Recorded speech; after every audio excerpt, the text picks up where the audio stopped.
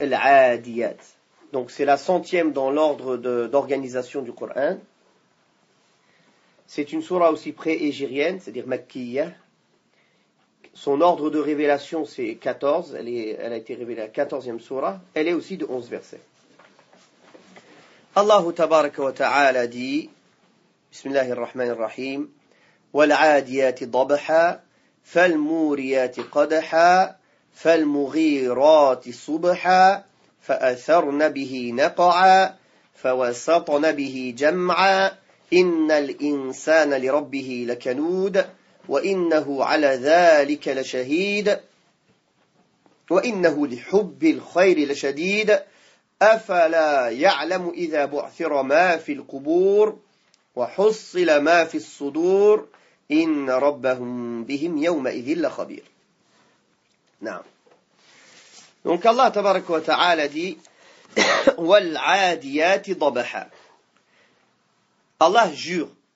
Il jure par une de ses créatures ou par certaines de ses créatures et il n'y a qu'Allah subhanahu wa ta'ala qui a le droit de jurer par ses créatures.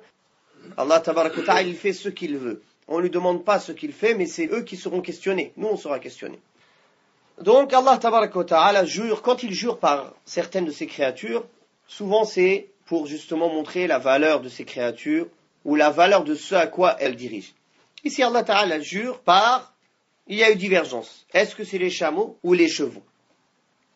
Certains disent que c'est les chameaux qui transportent les gens pendant le pèlerinage, entre Mina et Arafat et Muzdalifa. D'autres disent que c'est les chevaux qui sont utilisés dans la bataille, dans le combat sur le sentier d'Allah subhanahu wa ta'ala. Chacun a apporté ces éléments. Wassahih, incha'Allah, c'est que ça parle des chevaux qui sont utilisés dans le djihad, fi sabilillah, et non pas des chameaux. Plusieurs preuves ont été apportées à cela. Vous pouvez revenir, incha'Allah, pour les arabophones, à Tatimmat Adwa al-Bayan. Incha'Allah, il parle de tous les points pourquoi, en détail, pourquoi ça parle plutôt des chevaux que des chameaux. Non. Donc Allah Ta'ala jure, وَالْعَادِيَاتِ ضَبْحًا. Donc quand il dit wa ici, c'est pour jurer. Et on utilise, l'il-qasam, on peut utiliser le waw, ou bien le ba, ou le ta, wallahi, wa tallahi, wa billah. C'est des lettres qui peuvent être utilisées pour le qasam, pour jurer. Donc ici, c'est pour jurer. Allah Ta'ala jure par al-adiyat. C'est quoi al-adiyat? C'est les chevaux qui sont rapides et qui attaquent. C'est ça, le musri'at, qui sont rapides. Et c'est les chevaux pur sang arabes. Les chevaux pur sang arabes qui étaient utilisés dans le djihad. Et jusqu'à maintenant, la valeur qu'ont les chevaux pur sang arabes. Ils se les arrachent. Ils ont des particularités, les pur sang arabes, que d'autres chevaux dans le monde n'ont pas. Ceux qui connaissent les chevaux, ils connaissent. Ils ont une façon de trotter, ils sont très courageux, ils sont fidèles, ils reconnaissent leur maître, ils ont des qualités ajib que d'autres chevaux n'ont pas. D'ailleurs, le prophète alayhi salatu wassalam a dit dans le hadith sahih, les chevaux, il y a dans leur toupet, c'est le devant, la tête, il y a le bien jusqu'au jour du jugement dernier, en parlant des chevaux. Donc c'est pour montrer que, alhamdulillah, et c'est une bonne chose. Ce hadith il est rapporté par le Bukhari. Non. Donc là les chevaux, pourquoi Allah Ta'ala il parle des chevaux qui attaquent? C'est pour montrer la valeur du combat sur le sentier d'Allah subhanahu wa ta'ala. Non. Donc les chevaux de combat, quand ils allaitent, parce que quand les chevaux ils attaquent, les chevaux arabes pur sang, quand ils attaquent, ils sont très courageux. Et ils font un bruit, ils grognent, ils allaitent, ils soufflent, ils font un bruit spécial quand ils vont à l'attaque. Et c'est ce bruit-là dont Allah tabaraka wa ta'ala parle ici. وَالْعَادِيَاتِ ضَبْحًا فَالْمُورِيَاتِ قَدْحًا. Et qui font jaillir des étincelles. C'est-à-dire tellement ils galopent fort et ils tapent le sol avec force et avec courage qu'ils font des étincelles sur la pierre avec leurs sabots. Dans la nuit, tu vois comme si c'était du feu qui jaillit quand ils attaquent. Regardez comment Allah Ta'ala image l'attaque des chevaux. Naam. Donc ça c'est la force d'attaque et de frappe qu'il y a sur la terre des chevaux avec leurs sabots. Naam. فَالْمُغِيرَاتِ subha. Al-mughirat, c'est-à-dire celle qui attaque. Quand? Au beau matin. Et en général, le meilleur moment pour attaquer, c'est au beau matin.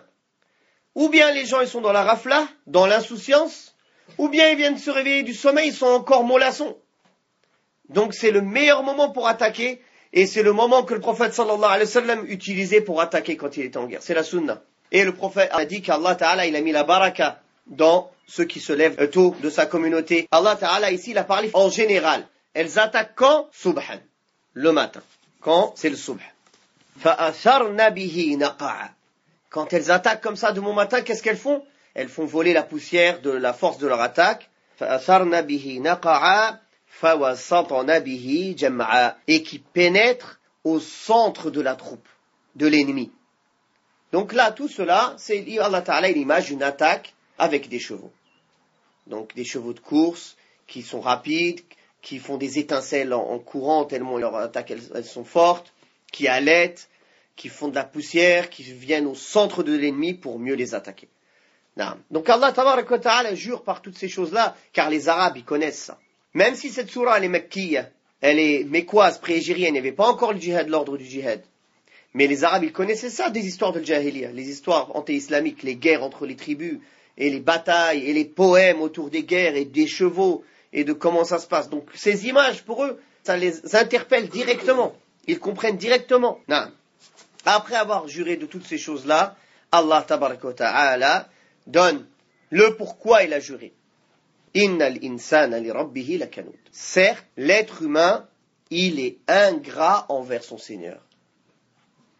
Et ici, quand Allah tabaraka wa ta'ala dit al-insan, c'est pour le genre humain. Pas al-insan 1, mais c'est le genre. L'humain, dans le sens, le genre humain.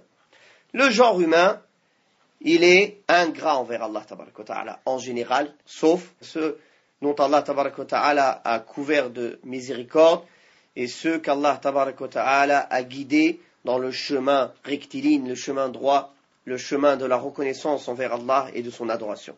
Qu'Allah nous fasse parmi ces gens-là. وَإِنَّهُ عَلَى ذَلِكَ لَشَهِيدٌ. Et il est pourtant, certes, témoin de cela. Les savants ont divergé, est-ce que il, ici, bon, c'est pas il, c'est Damir, en arabe, il revient à Allah, c'est-à-dire que c'est Allah qui est témoin de ce que l'homme fait, ou il revient à l'être humain, qui est lui-même témoin de ses actes. Sur ça aussi, une grosse divergence. Certains, parmi les savants, ont dit ça ne peut pas être l'être humain, car l'être humain, en vérité, il se vante. Dans plusieurs versets du Coran, on voit, et ils pensent qu'ils sont en train de bien agir, etc., etc. Tous ces versets-là, qui prouvent que l'être humain, il se forge des illusions sur lui-même, et qu'il pense qu'il agit bien. Mais, Cheikh Mohamed Al-Amin Shanqiti a répondu à cela. Il est témoin de cela avec la situation dans laquelle il est, pas avec sa langue. Comme si la situation dans laquelle il est, elle témoigne pour lui. Non pas avec sa langue, bien que, en vérité, il sera témoin, qu'il le veuille ou non, même s'il n'est pas témoin de cela, du fait qu'il est ingrat en ce monde, il sera témoin le jour du jugement dernier. Comme ils sont venus les versets, le jour où ses jambes et ses mains et la langue témoigneront contre lui-même. Donc la personne, elle va témoigner contre lui-même, quoi qu'il en soit. Donc, l'être humain, il est témoin de ses actes, ce n'est pas contradictoire, et Allah aussi, il est témoin de ce que l'être humain fait. Donc, les deux sens, Inch'Allah, ils peuvent être gardés aussi dans ce verset. Il n'y a pas de mal, Inch'Allah, car les deux sens ne se contredisent pas, au contraire. وَإِنَّهُ لِحُبِّ الْخَيْرِ لَشَدِيدٌ. Et pour l'amour des richesses, il est certes très ardent. Al-khayr ici, en arabe, al-khayr, c'est tout bien, en général. Le bien, les bonnes actions, le bien que l'on fait, le bien matériel, tout bien. C'est une kalima am, générale. Ici, Allah tabaraka wa ta'ala a énoncé un mot général par lequel il a voulu un sens précis, qui est l'argent, les richesses. Ici, le khayr, dans ce verset, c'est les richesses, c'est pas le khayr, les bonnes actions. La preuve, c'est comme il est venu dans le Coran al-Karim, dans Surat al-Baqarah, in taraka khayran al-wasiyatu lil-walidaini. Donc, ici, in taraka khayran, c'est quoi? C'est l'argent. Parce que le wasiyya, le testament que tu fais, c'est si tu laisses des richesses. S'il laisse des richesses, alors qu'il fasse un testament, etc., etc. Donc, ici, quand Allah tabaraka wa ta'ala dit wa innahu li hubbil khayri la shadid, c'est dans le sens qu'il aime abondamment et très fort les richesses. Et il est certes ardent à cela, dans l'amour des richesses. L'amour de l'argent, c'est une chose naturelle, l'amour des richesses qu'Allah il a mis chez tout être humain. Le fait d'aimer cette chose-là, si ce n'est pas excessif, ce n'est pas une chose blâmable. Car une personne peut aimer l'argent pour ce qu'il peut en faire comme bien. Quelqu'un il aime l'argent, pourquoi? Pour le bien qu'il peut faire avec cet argent. Parce qu'il peut lier les liens de parenté, parce qu'il peut donner aux nécessiteux, parce qu'il peut dépenser dans le sentier d'Allah, parce qu'il peut faire le pèlerinage et la umrah. Voilà tout le bien qu'il peut faire avec cet argent. Donc ça, au contraire, c'est une bonne chose. C'est l'amour, c'est pas l'amour de l'argent en soi. C'est comme un moyen pour s'approcher d'Allah subhanahu wa ta'ala. Mais ce qui est blâmable et détestable, c'est l'amour de l'argent et l'amour du plus avoir et l'amour d'amasser et l'amour de l'argent en soi, c'est-à-dire qu'il soit un amour excessif. Même si l'amour de l'argent en soi, même pour ses masalih dunyawiya, pour les choses de ce bas monde halal, il n'y a pas de mal. Qu'il aime avoir de l'argent pour pouvoir s'acheter ce dont il a besoin dans le halal. Ça, il n'y a pas de mal tant que ce n'est pas excessif, Inch'Allah. Naam.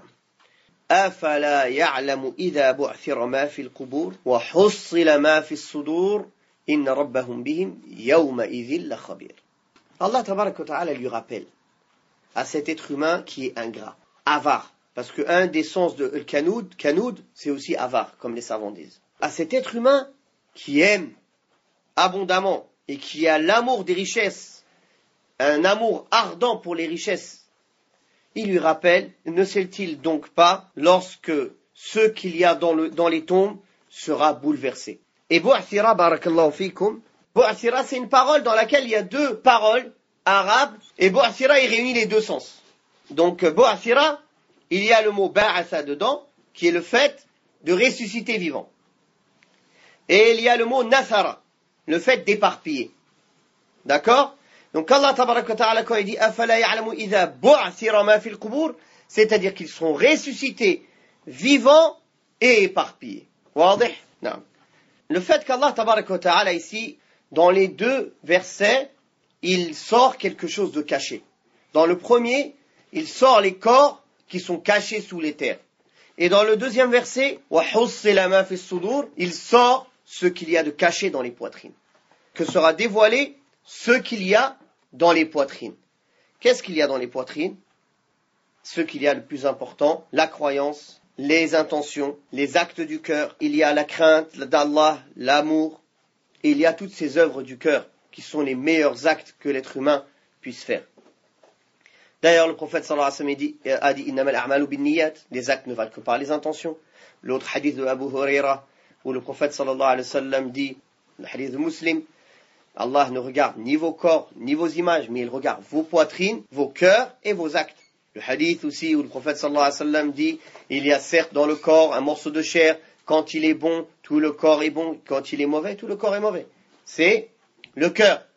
Donc, et aussi tous les versets qui parlent du cœur, que ce ne sont pas les yeux qui sont aveugles, mais ce sont les cœurs qui sont dans les poitrines. Les versets qui parlent où Allah tabaraka wa ta'ala dit donc, le jour où ni bien ni enfant ne seront d'aucune utilité, sauf celui qui se présente à Allah avec un cœur saint, un cœur pur. Non. Un cœur pur, c'est celui qui est préservé et qui est saint de deux maladies, barakallahu fik. La maladie des choses équivoques et la maladie des passions. La maladie des choses équivoques, on peut la repousser qu'avec la science. Et la maladie des passions, elle se repousse avec la force de la foi et les bonnes actions. Donc, la personne, pour être préservée de ces deux maladies, il a quoi? Il a besoin de la science utile, avec laquelle il repousse les choses équivoques, les mauvaises croyances, les innovations, toutes les choses équivoques. Tous les doutes et les troubles, avec l'ilm. Et les passions, il les repousse avec une foi ferme et les bonnes actions qui vont renforcer cette foi-là. Donc, hussila, donc ce qui reste, ce qui vraiment reste dans les poitrines, ce qui est là. Dans ce monde, barakallahu fikum, on nous a ordonné d'agir avec les gens selon l'apparence. On juge selon leur apparence. On interagit avec eux selon leur apparence. Et on laisse leur intérieur à Allah. Mais dans l'au-delà, la réalité de ce qu'il y a dans les poitrines va ressortir. On reconnaîtra l'hypocrite. On reconnaîtra l'orgueilleux. On reconnaîtra celui qui agissait pour l'honneur. on reconnaîtra celui qui agissait pour l'amour de ce bas monde. On reconnaîtra tout le monde. Yawma tubla sarair, le jour où les secrets seront dévoilés. Ça y est. Tout ce qu'il y a dans les poitrines sera dévoilé. C'est pour ça la personne, barakallahu fikum, il faut qu'il fasse son maximum pour purifier ce qu'il y a dans sa poitrine. Qu'il ne cherche par ses actes que le visage d'Allah et la demeure de l'au-delà. Qu'il ne cherche pas par ses actes aucune chose des choses de ce bas monde. Que ce soit l'argent, l'honneur, les suiveurs, les louanges, une haute estime de soi-même. Il y a des gens qui font ça juste pour avoir une haute estime de soi-même. Il se forge des illusions sur lui-même. Et il se satisfait, il est content. Ou bien la célébrité. Toutes ces choses, elles font partie de dunya. Et dunya, ce n'est pas que quelque chose de palpable, matériel. Même ces choses-là, c'est des choses de dunya. C'est les choses même les plus dangereuses de dunya. Aimer toujours être à la tête. Aimer être toujours être vu. Aimer être l'objet de discussion des assises. Quand il y a une assise, on parle d'un frère en bien, il faut qu'on parle de toi. Tu n'aimes pas qu'on parle d'un autre frère en bien. Tu vas dire, oui, mais ce frère, Allahu A'lam, hein. T'as rien, hein. Allahu A'lam. C'est pas parce que t'as quelque chose religieusement à lui critiquer. C'est parce que ça te dérange qu'on parle de lui et qu'on parle pas de toi. Donc, pour parler de toi, il faut que tu casses les autres. Tu veux grimper sur la tête des autres pour te faire connaître. Celui-là, il monte vite et il descend en pic. La tête, la première. Allah Ta'ala va le dévoiler, celui-là. Et quand il va être dévoilé, ça va être terrible. Nas'Allah salam wa l'afiyah. Qu'Allah nous préserve de ces maladies. Il y a des personnes, ils croient que lui, il n'est pas comme ça, mais ma'al asaf, il est comme ça. Il ne sait pas. On demande qu'Allah nous préserve. Naam. Wa hussila ma fi sudur. Aussi, quand on a dit dans les règles de ce bas monde, un hypocrite, même si c'est un kafir dans le fond de son cœur, mais nous, on agit avec lui comme un musulman. S'il a attesté l'islam et il montre l'islam, on agit avec lui comme un musulman. Dans les droits et les devoirs qu'on a envers un musulman. Inna rabbahum bihim yawma idhil la khabir. Ce jour-là, certes, leur Seigneur sera parfaitement connaisseur d'eux. Bien sûr, Allah tabaraka wa ta'ala, il connaît l'apparent, il connaît le caché. Pourquoi ici, Allah ta'ala, il dit ce jour-là? Est-ce que ça veut dire que les autres jours, Allah Ta'ala, il ne connaît pas ce qu'il y a dans leur poitrine? Ou il ne connaît pas leur état? Si. Mais pourquoi Allah Ta'ala, il parle de ce jour-là? Car c'est ce jour-là où les gens ils vont recevoir leur récompense. Donc, Allah, ce jour-là, sera parfaitement connaisseur de ce que vous faites pour mieux vous récompenser. C'est pas dans le sens qu'il ne sait pas parfaitement, et il n'est pas connaisseur parfaitement de ce que vous faites en dehors de ce jour-là. Pourquoi ici c'est Yawma Idin, ce jour-là qui est cité? Car c'est ce jour-là que chacun sera récompensé. Ou en bien, ou bien en mal, selon ce qu'il aura devancé. فنسأل الله تبارك وتعالى أن يحفظنا جميعا وأن يجازينا جميعا بالخير والإحسان والحمد لله رب العالمين.